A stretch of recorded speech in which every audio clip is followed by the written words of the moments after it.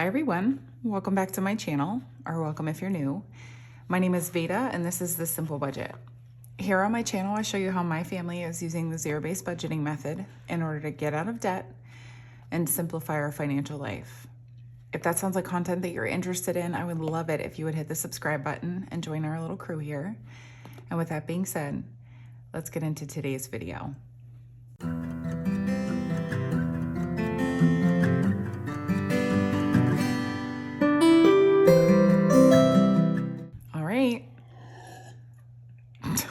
That was the loudest sip of all time. So I'm joined by my husband today, who has not joined us yet in any of the debt videos, but this is the long-awaited Q3 debt update with explanation for why there was a delay. So we're just going to jump right into that first and explain everything, most everything that we can to the best of our ability. So if you've been paying attention to the news at all, you have heard that the US government was on the verge of shutting itself down, and basically to just offer up a very rudimentary explanation for why Congress could not come to an agreement on a budget for the government in order to fund the government for the 2024 fiscal year. Is that what that is? Yep.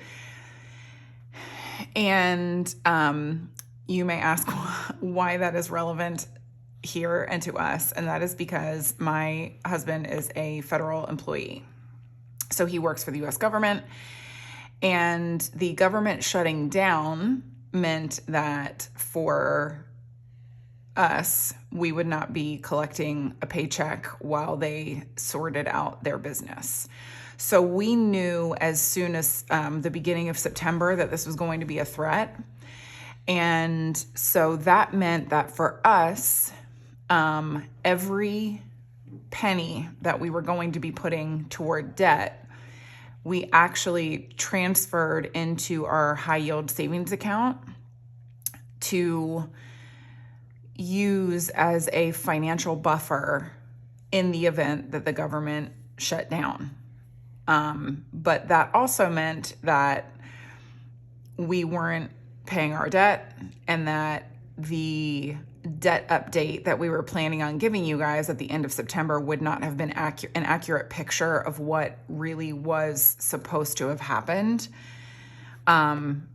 because we literally didn't make a single payment toward debt except for our credit card, which I'll go through once I open up my budget planner here and go over all of our debt with you guys. But our credit card was our largest balance, is our largest balance debt. And instead of being able to put extra money toward it in the month of September, we just paid the baseline $300 that we put toward it every month to cover the payment and some interest.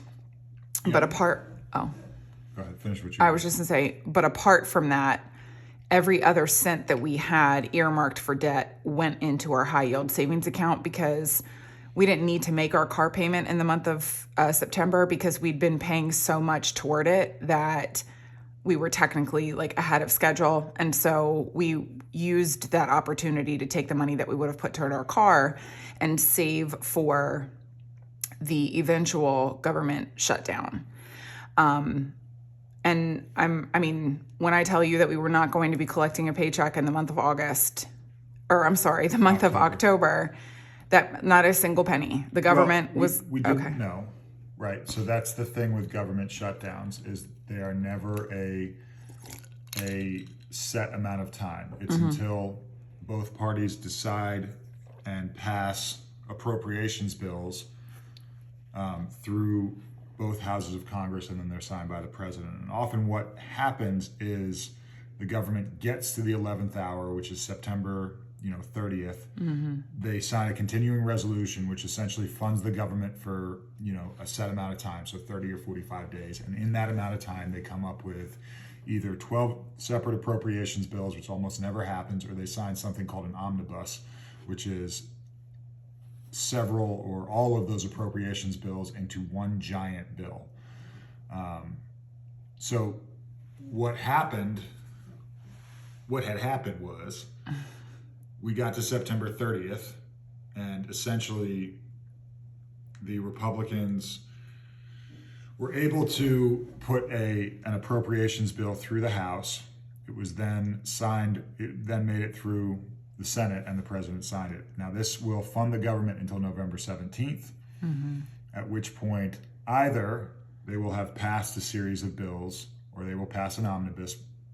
Both look unlikely at this point.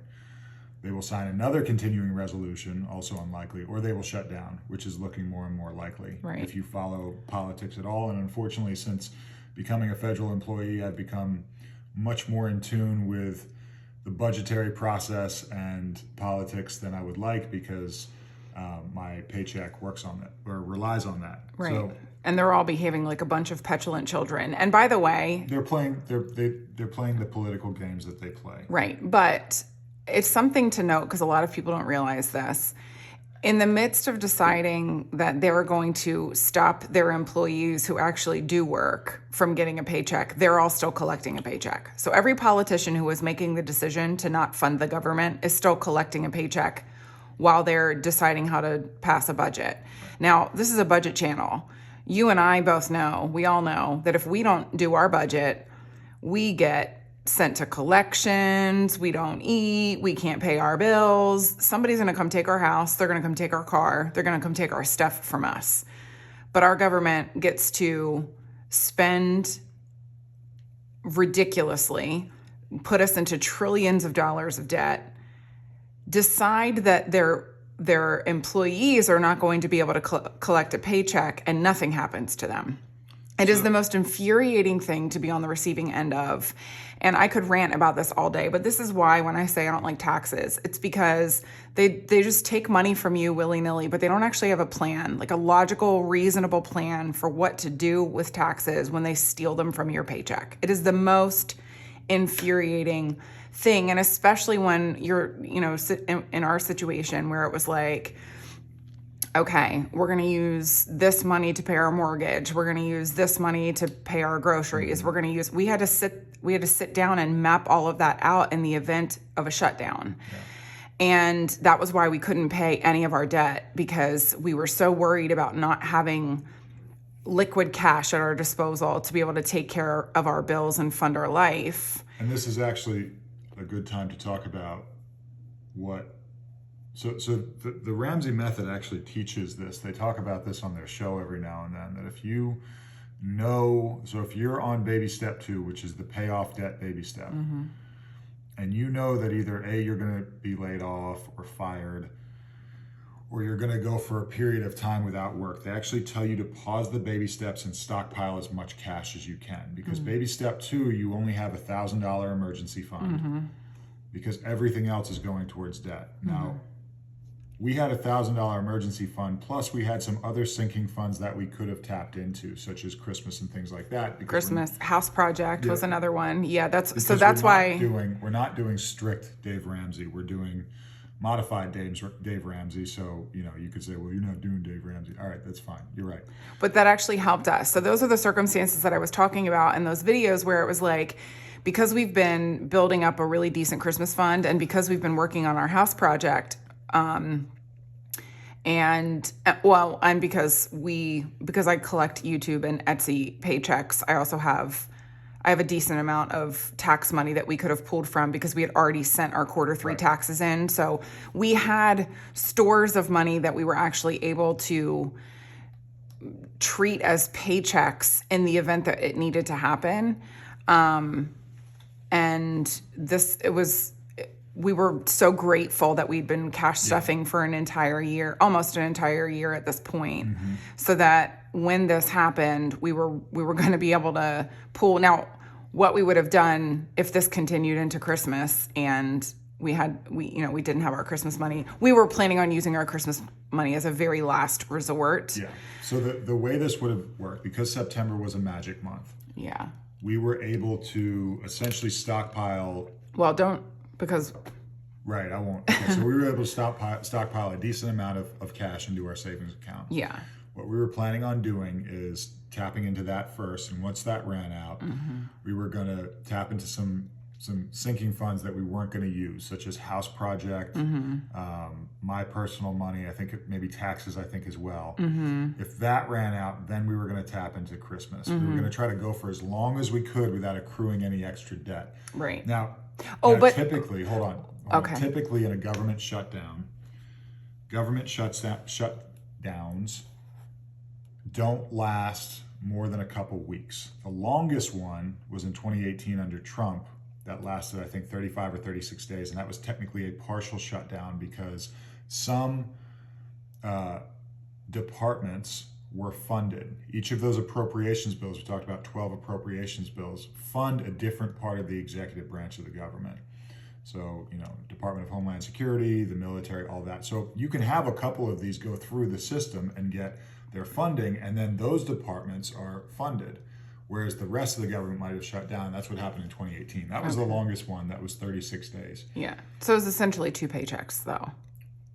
Yeah, 2 or 3, somewhere around there. Yeah, we were kind of living in the land of hope that it wouldn't go past 2 or 3 paychecks because we could reasonably fund our life in 2 to 3 paychecks with the money that we had stockpiled for our debt payment and our house project and things like that. So that's why, because we had the money for our gutters, I think probably mid-September, but we didn't call out for estimates because we knew that we were probably going to need to use that money. However, as my husband mentioned, at the 11th hour, they did pass a continuing resolution, which meant that they could come to an agreement on funding the government for the next 45 days. So we are going to come back up against this threat mid-November, which is actually really bad timing because then we cannot use our Christmas fund. Like, we cannot use it then because I'm already well into Christmas shopping in mid-November. So we do have some alternative solutions on the back burner that we won't get into that. And I don't want you guys to worry about us. We're going to be okay. But that is the long and short of why it delayed our debt update, because we weren't paying our debt. We just weren't paying it in September. We paid what we needed to pay. I will say that. But we didn't snowball anything. However, and we had a long conversation about this too, when the resolution passed, the continuing resolution, we were like, okay, do we still hold on to this cash because we know that they're probably going to play this game because again? They play it every year. Nearly every year they sign a continuing resolution. Right. That pushes this into, 45. November, December, sometime around there, and then they work it out. So this is almost an annual thing at this point with how divided the parties are. Yeah.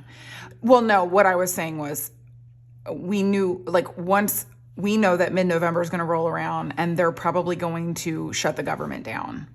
And so then our conversation became, do we still hold on to this cash or do we pay the debt? And ultimately what we decided was to pay the debt, because looming debt is also not something that we want to continue to deal with.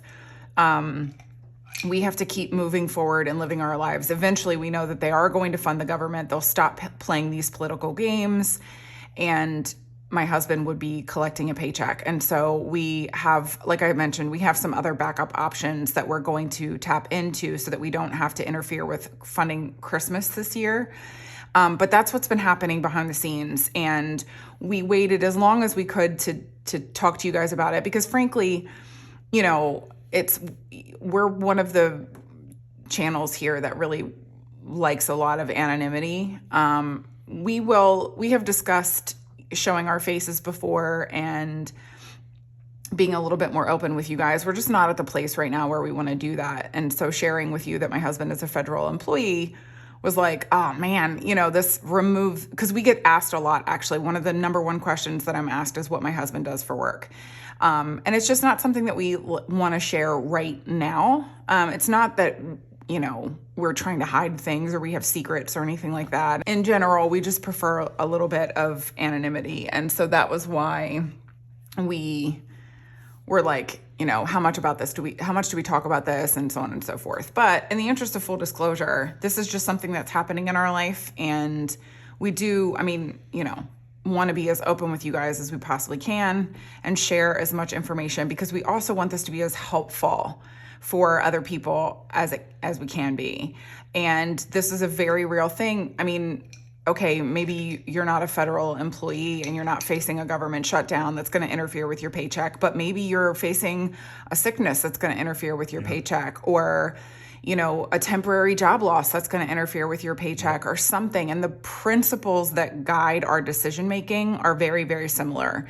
So, like my husband said at the beginning of the video, Dave Ramsey says, if you know that those things are going to happen in the very near future, this is a threat, you have to pause your baby steps and stockpile as much cash as you can. And obviously you can't predict a job firing. Right. You can't say, well, I'm going to get fired on Thursday. Right. Or, I'm going to have a medical issue that's going to cost a lot. You can't predict these things. But sometimes in advance, if you're, private contractor or something like that, hey, this job's going to end. Right. On this date, and right. I don't have any other jobs lined up. So hey, I'm probably going to go for a little bit without a paycheck. Right. And so this is the plus and the minuses of private sector versus public sector. Public sector, you generally have, good benefits and good job security. But if you work for the federal government, you're going to shut down once a year. Every year you're looking down that barrel of shutdown and going without pay and all that. So it's, that's part of the trade-off. Yeah, because the blood-sucking leashes in Washington, D.C. can't do their jobs, won't do their jobs, refuse to do their jobs. Anyway, call your congressmen, call your senators, ask them to do the job that they're being paid copious amounts of money to do. And with that said, I'm going to go ahead and open up my budget planner here, and we will go over our quarter 3 debt update.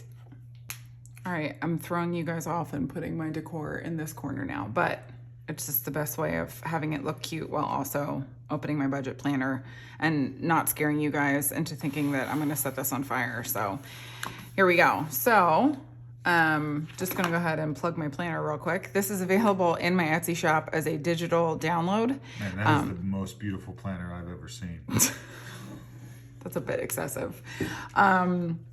But it's segmented in that you can get the monthly budget sheets, not this, all of the pages that you're going to need to budget for a month. The calendar pages are separate. And then I also have different segments of the planner, like annual pages, so that you can kind of plan out different funding for different events throughout the year.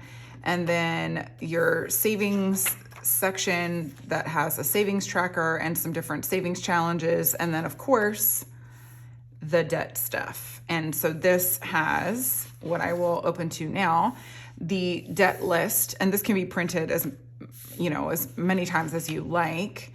So that if you have more than, what do I have on 2, 4, 6, 8? So if you have more than 8 debts, you can, still track them as you go. And then I'll show you this one because we already know that we paid off our first credit card. This is what the debt payment tracker looks like. And it comes with these 2 sheets in the debt segment of my budget planner. I also have a digital planner that you can use in like GoodNotes and things like that. And it has everything that you see in my planner all in one, and they're all hyperlinked and stuff like that. But anyways, so what I'm going to do is leave our debt playlist linked for you guys so that you can go back and see somewhat more thorough explanations for each quarter and kind of what we achieved in those quarters. But to just offer, to start, we started the year with 4 different debts, and we had a Chase credit card that had a $4,700 balance. Our goal payoff date was June of 2023, but I think we paid that off in March. Yeah, I think we got it in March. It's like I have it listed. Yeah, we paid it off in March. And then what has remained since then is our car, which started the year with an $8,300 balance, and our goal payoff date for that one was September of this year.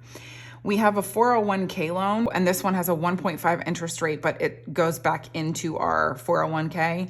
And we had a starting balance on that loan of $19,373.94. And then finally, our largest balance is a credit card. It is a Visa, and we had a starting balance for that one of $26,491.41. And we have spent the year doing sort of the debt snowball method, but then also the debt avalanche method. And it just really depended on what we felt like applying that particular quarter, because we had reasons for doing different things. And I can kind of explain those things a little bit to you guys as we go. And both methods are good. Yeah. So it's not, they both have their positives. Yeah. Avalanche method, you will actually pay less in interest. Yeah. Because you're paying your higher interest rate ones. Debt snowball method is more psychologically beneficial. Fulfilling. Yes. Because you're paying off debts quicker, especially if you have 8 or 9 debts. Right. And many of them are small balances. You're wrapping those up and rolling that payment into your next one. And you're just, it's a lot more fulfilling. Yeah, I'm definitely a motivational psychology person. I like the debt snowball method for the simple fact that you get to watch debts go away. But like I said, we've employed the debt snowball and the debt avalanche methods at different times throughout the course of this year, just because those were things that benefited us. So here, I'll just use this too, because there's a lot of action here. So like I mentioned before, our Visa, this is our largest balance card. So what you do with the debt snowball method, by the way, what you do with the debt snowball method is you list your debts in order from smallest balance to largest balance. And you pay the minimum payments on each of those. And then any extra money that you have goes toward your smallest balance debt until you pay that off. And then you roll your extra money and the minimum payment from that small balance into the next smallest balance. And you keep doing that until you pay them off. And by the time you get to your biggest balance debt, you've got this huge snowball of extra cash that you're rolling toward it in order to pay it off more quickly and efficiently. I have amended that to say that I think that in addition to paying the minimum payments for each of your debts, you should pay your minimum payment plus interest so that your balances do not continue to grow while you are paying off your smallest balance debt. I think psychologically that is the most beneficial thing that you can do for yourself. It's what we've done here as well. We don't just pay the minimum payment on anything. We pay minimum payment plus interest so that we can make sure that our balances go down while we're focusing our intensity on the smaller balance debt, essentially. So that being said, I will just go really quickly. By the end of quarter one, we had dropped this very minimally from our starting balance of $26,491.40 to $25,531.94. But it helped. This was $1,000 away from the limit at that point, and we felt comfortable focusing our intensity on other balances at that point. And then at the end of quarter two, we had played around with how much money we put toward it here and there again, just to continue dropping it below 20,000 was our goal by the end of quarter two. And we did that. So we took it from $26,491.40 at the beginning of the year. And then by the end of June, we had a balance on this one of $19,972.91. And what our goal at this point was, after getting it below 20,000, was then to focus all of our intensity on our car payment, because we had already paid off the smallest balance credit card. But just in the interest of an update, in July, we paid $300 toward it. That brought the balance down to $19,000. Can you guys see? Let me zoom you guys in. There we go. It's like I'm new to YouTubing. So as I was saying, in July, we paid $300 toward this card, which brought the balance down to $19,855.81. And then in August, we paid $300 and brought it down to $19,736.51. The exciting thing happened in September-ish after we found out that the government was not going to shut down, and we were able to snowball because September was a magic month for us. So we were putting a ton of our extra cash toward debt in the month of September. And so this was the original $300 payment that we made toward our debt in September. But we ended up putting the rest of the money that we had earmarked for this one. So we paid a total of $3,094.07 toward this Visa, which brought the balance down to $16,827.46. So we are nearly 10K down on this balance since January, which is so thrilling to us. We've been very intentional and deliberate with how aggressive we've been, and to see the fruits of your labor for something like that is just fantastic. So I would just encourage you, whenever you're feeling like, oh man, I feel like I'm living so tight, or this is so difficult, or I just want to buy this or that or the other thing, just remember that you're moving towards something that is so much better than anything that you could accrue debt for. It's like, the saying, I've heard people say this before, nothing tastes as good as skinny feels. And I think the same logic can kind of be applied to this, in that there's nothing that you could acquire. There's nothing that you could buy. There's nowhere you could go even for a great vacation that feels as good as the freedom of not having debt looming over you. I mean, I still have $16,000. I know, choked on it. $16,000 of debt from this credit card alone looming over my head. But it being 10 grand down from where I started is such a relief. I can't even begin. Here's the thing. There will be time for that stuff later. Right. When you've paid off your debt and when you're financially secure, or there won't be. And you'll realize that it wasn't actually as important as you thought it was. Yeah, that's been a lesson for me in spending. Like, actually, the dopamine hit of buying something is so short-lived, but the debt goes on forever. Right. Life lessons with Veda. Anyway, so that is our Visa update. So next up is our 401k loan. This was our second largest balance since starting the year. It had a starting balance of $19,003. Oh, by the way, this 401k loan was to pay off other debt. So not only did we accrue debt to pay off debt, we accrued more debt after we paid off the debt. And this debt is particularly insidious because we actually stole from future gains to pay off previous bad decisions. And that debt wasn't something like medical expenses. Nope. It was all nonsense. Nonsense. It was all nonsense. So this is a compounded mistake. Mm-hmm. So don't do that. Yeah, don't do that. Yeah, no. Don't do that. Avoid that. Anyways, we started the year with a balance of $19,373.94. And this one has an interest rate of 1.5%, but that goes back into our 401k. So it's actually the nicest of all of the interest rates. I mean, I'm still not happy with it, but it's still the nicest of all of the interest rates. We had to know there would be an interruption. Anyways, so this one is paid every single paycheck. So $446 comes out of my husband's pay a month, roughly. 200 and something per paycheck. So anyways, at the end of quarter one, we had gotten this down from $19,373.94 to $17,881.70. And then at the end of quarter two, we had gotten this down to $16,597.83. So in July, we paid the typical $447.96 and got it down to $16,168.81. August, we paid again $447.96 and got this down to Why do I have an at symbol in there? $15,739? It's an email address now. I know, and 45 cents. That's how big the balance is. It's an email address.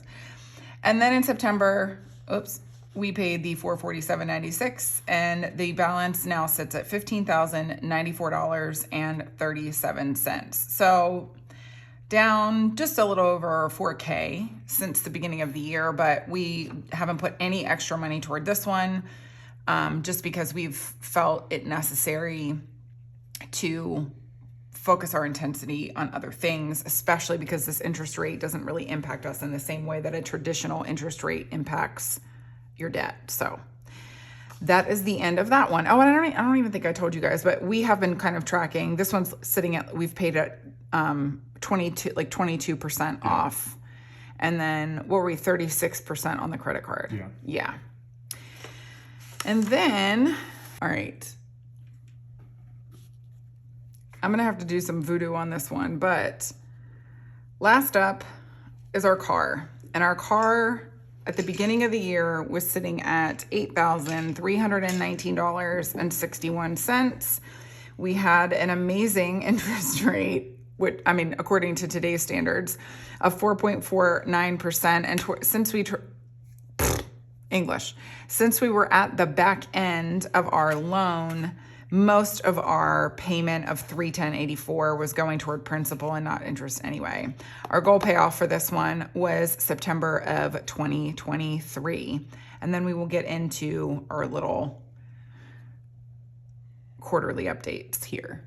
All right, I'm having to do some real voodoo here, guys, but there's reasons, okay?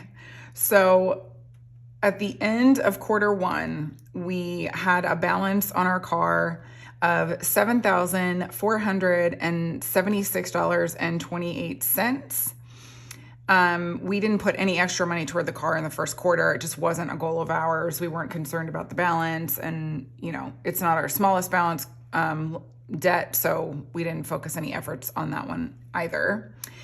But in the second quarter, because we had gotten our our ginormous credit card below $20,000, we were able to put some extra cash on it in June, actually. And so we got the balance down to $5,297 by the end of the second quarter, which was fantastic. Then moving into quarter three, we put $1,969.74 on it in the month of July, keeping in mind that our biggest balance credit card still gets $300 of our extra money every single month because we are still paying down that monstrosity. And so at the end of July, it was sitting at $3,429.64. Then moving into August, we put $2,080.30 toward it. And at the end of August, it was sitting at $1,358.12. So then you can understand why it was especially frustrating for us moving into September and knowing that the government was going to shut down,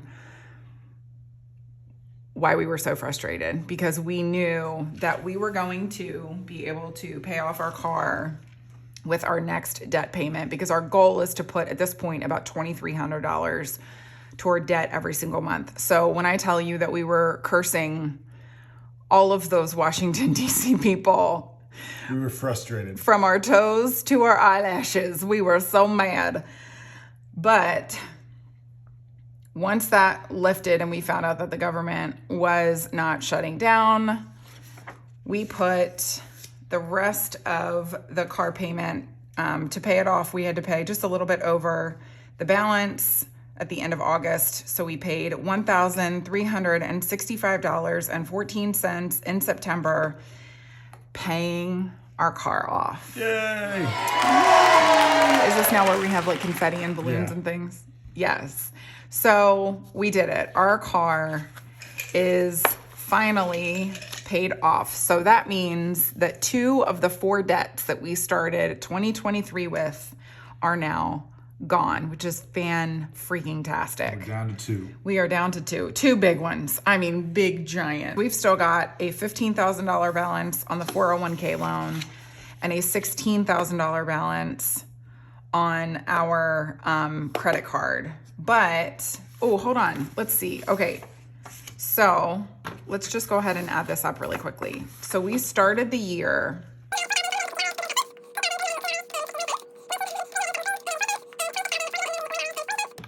So yeah, I knew it was this. It was nearly $59,000. So it's $58,947.30 of debt in January. And now we have, that's not right. I need the math to math on a calculator.